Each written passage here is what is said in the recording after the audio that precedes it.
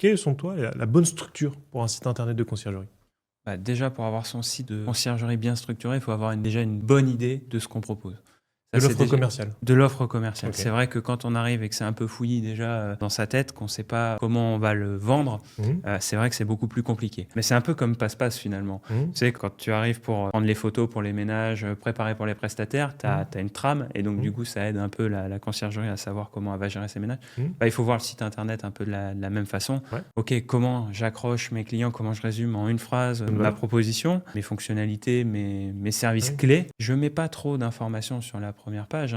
Il faut aussi après aller valoriser. On va mettre des avis clients pour la preuve sociale. On va mettre surtout un canal de contact. L'offre dans son détail, en fait, toi, tu la mettrais sur une autre page, mais sur la page principale, tu as une proposition de valeur unique. Donc, qu'est-ce qui fait que ta conciergerie est différente que les autres? Il Vos faut, connaissances, il etc. faut déjà que ce soit hyper clair. Mhm. Moi, j'ai vu trop souvent ça avec des conciergeries, tu sais pas où elles sont. Moi, dans le titre, il faut qu'il y ait conciergerie à et la Mhm. ville. Voilà, moi déjà, c'est peu importe le nom que vous avez, d'avoir un titre qui est conciergerie à, bah là on est à Reims aujourd'hui, Mhm. conciergerie à Reims, c'est essentiel que ça apparaisse et tout de suite, ça doit être très très visuel Mhm. parce que la personne qui va atterrir sur votre site, il faut qu'elle comprenne où vous êtes, ce que vous faites, Mhm.